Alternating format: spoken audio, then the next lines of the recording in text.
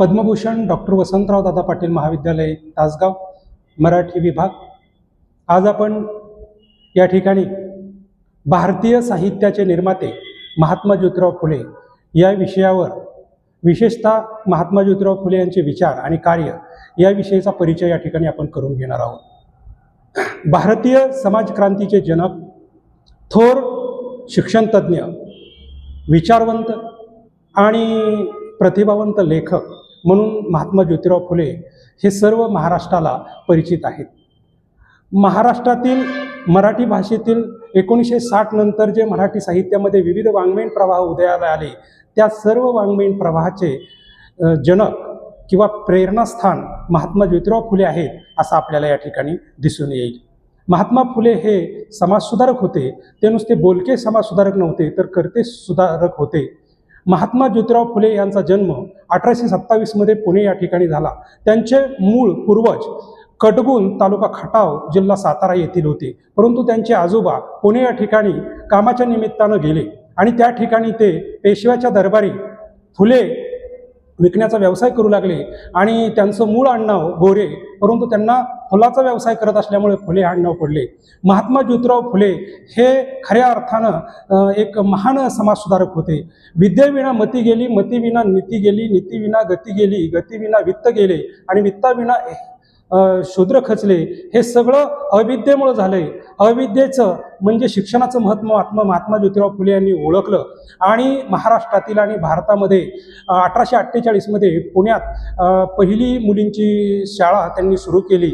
एकूणच महात्मा फुले यांच्या काळातली सामाजिक, सांस्कृतिक, ऐतिहासिक पार्श्वभूमी पाहिल्यानंतर महात्मा फुले यांच्या कार्याचं अवलोकन होण्यास आपल्याला वाव मिळतो। महात्मा ज्योतिराव फुले यांनी त्यांच्या जीवनामध्ये अनेक साहित्य कृती लिहिलेल्या आहेत, त्याचबरोबर त्यांनी अनेक समाज सुधारणापर कार्य केलेलं आहे असं आपल्या लक्षात येईल। त्यांनी जे साहित्य लेखन केलेलं आहे ते ग्रामीण बोलीभाषेमध्ये लिहिलेलं आहे। महात्मा ज्योतिराव फुल्यांच्या काळातली सामाजिक परिस्थिती जर पाहिली, समाजामध्ये विषमता, दारिद्र्य, दुःख, चातुर्वर्ण व्यवस्था, जाती व्यवस्था, समाजामध्ये विषमता, शोषण, अन्याय, सगळीकडे अंधश्रद्धा अशा स्वरूपाचं सगळं वातावरण होतं आणि त्या काळामध्ये लोकांना सुशिक्षित करून शिक्षण देऊन समाजाचं परिवर्तन करता येईल यासाठी त्यांनी शिक्षण समाजामध्ये सुरू केलेलं दिसतं आपल्याला। आणि महात्मा फुल्यांनी जे एकूण साहित्य लेखन केले त्याच्यामध्ये त्यांचं तृतीयरत्न नावाचं नाटक आहे। ते मराठी भाषेतलं पहिलं सामाजिक नाटक आहे। 1855 मध्ये लिहिलेलं हे मराठी भाषेतलं नाटक आणि या नाटकामध्ये महात्मा फुल्यांनी सामाजिक सुधारणा हा विषय प्रतिपादित केलेला आहे। महात्मा ज्योतिराव फुल्यांनी या भारतामध्ये प्रथम शैक्षणिक क्रांती केली, त्याचबरोबर शेतकऱ्यांच्या संदर्भामध्ये शेतकऱ्याचा आसूड उगारलेला आहे असं आपल्या लक्षात येतं। 1883 मध्ये महात्मा फुल्यांनी शेतकऱ्याचा आसूड ग्रंथ लिहून शेतकऱ्याच्या दुःखाची आणि एकूणच त्यांच्या दारिद्र्याची कारणं काय आहेत, शेतकऱ्याचं शोषण करणारे या समाज व्यवस्थेतले घटक कोण आहेत हे त्यांनी प्रतिपादित केलेलं आहे। एकूणच समाजामधली जी चातुर्वर्ण व्यवस्था आहे, या चातुर्वर्ण व्यवस्थेमुळं आपला भारतीय समाज हा अधोगतीला गेलेला आहे हे त्यांनी सांगितलेलं आहे। त्यांचं माध्यमिक शिक्षण पुण्यामध्ये झालं आणि त्यावेळेस महात्मा फुले यांनी छत्रपती शिवाजी महाराज, थॉमस पेनचा राईट्स ऑफ मॅन या ग्रंथाचा महात्मा फुल्यांवर प्रभाव होता। एकूणच महात्मा फुले लहान होते त्यावेळेस त्यांच्या एका ब्राह्मण मित्राच्या लग्नामध्ये पुण्यामध्ये वरातीत गेलेलं असताना त्यांना त्या ठिकाणी वरातीतून बाहेरनं काढलं गेलं आणि एकूण जातीयतेचं चटकं त्यांनी सहन केलं आणि त्यावेळेस पासून महात्मा ज्योतिराव फुल्यांनी अस्पृश्यता निर्मूलन, जाती निर्मूलन आणि एकूण समाजामधली विषमता संपवण्यासाठी मूलभूत असं कार्य केलेलं आहे असं आपल्या लक्षात येईल। एकूणच महात्मा फुल्यांनी अखंड ही रचना केलेली आहे, कवितेची रचना केलेली आहे। आधुनिक मराठी कवितेचे जनक हे महात्मा फुले आहेत। खरं तर केशवसुतांनी तुतारी कविता लिहिली। फ्रेंच राज्यक्रांतीमधून स्वातंत्र्य, समता, बंधुता ही मूल्य महात्मा फुल्यांनी घेतलेली आहेत आणि केशवसुतांना आधुनिक मराठी कवितेचं जनक म्हटलं जातं, पण ते खरं नाही। तर महात्मा फुले यांनी अखंडांमधून सामाजिक समतेचा उद्घोष केलेला आहे असं आपल्या लक्षात येतं।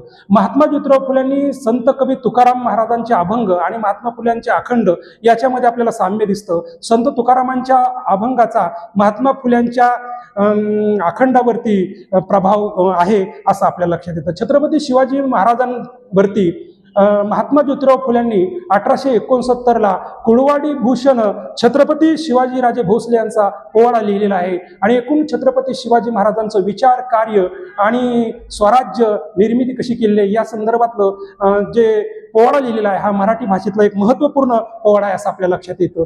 1889 मध्ये महात्मा ज्योतिराव फुले यांना लिहिता येत नव्हतं, त्यावेळेस सार्वजनिक सत्यधर्म हा ग्रंथ लिहिला. त्यांनी 1873ला पुण्या या ठिकाणी सत्यशोधक समाजाची स्थापना केली. एकूणच ईश्वराविषयीची त्यांची निर्मिक ही संकल्पना आहे आणि सत्यशोधक समाजाची स्थापना करण्यामागचा मुख्य उद्देश ज्योतिराव फुल्यांचा असा होता की समाजामध्ये ईश्वराची प्रार्थना करत असताना किंवा ईश्वराचं चिंतन करताना कुठल्याही मध्यस्थीची गरज नाही. महात्मा ज्योतिराव फुल्यांचा एकूणच सार्वजनिक सत्यधर्म हा ग्रंथ सत्य धर्मावर आधारित आहे. मानवतावाद, एकूणच लोककल्याणकारी तळमळ महात्मा ज्योतिराव फुल्यांची सार्वजनिक सत्यधर्म ग्रंथ पुस्तकामध्ये आपल्याला दिसते. हा धर्मविषयक विचार मांडणारा ग्रंथ आहे. महात्मा ज्योतिराव फुल्यांनी शेतकऱ्याचा सूड, ब्राह्मणाचे कसब, गुलाबगिरी अशा विविध प्रकारचं लेखन करून महाराष्ट्रामध्ये समाज सुधारणा केलेली आहे असं आपल्या लक्षात येतं. मराठीमध्ये जे ग्रामीण साहित्य लिहिलं गेलं त्या ग्रामीण साहित्याचे महात्मा ज्योतिराव फुले हे प्रेरणास्थान आहेत. महात्मा ज्योतिराव फुल्यांच्या लेखनाच्या मागच्या मुख्य प्रेरणा हे स्वातंत्र्य, समता, बंधुता आहे. महात्मा फुले यांना 1888 मध्ये मुंबई या ठिकाणी महात्मा ही जनतेकडून पदवी दिली गेलेली आहे. त्यांनी अनेक सामाजिक कार्य केलेले आहे. त्याच्यामध्ये बालहत्या प्रतिबंध गृहाची स्थापना 1863ला त्यांनी केलेली आहे.